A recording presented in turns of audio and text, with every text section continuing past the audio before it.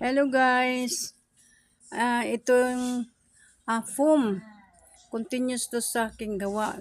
Pagkating na lang ng aking foam. Ito guys, nandito. Gi-vlog ko din ang pagkating ko sa foam ko.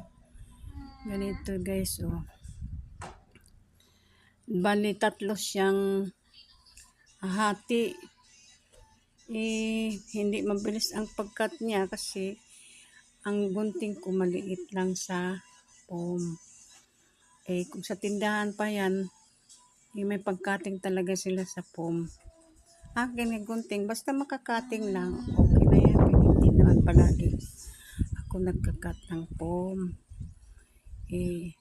Pagkasunod niya guys, bali siya tatlo. Itong isa, pangalawa, pareha sila ng sukat. Ang pangatlo naman, gupitan ko lang din siya unti kasi medyo maliit lang ang gupit, ang measure niya, ang sukat.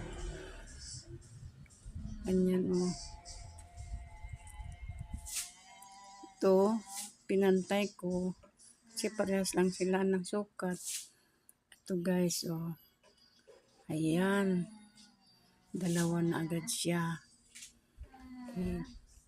Atin namang putulan ang isa. Itong pangalawa ko.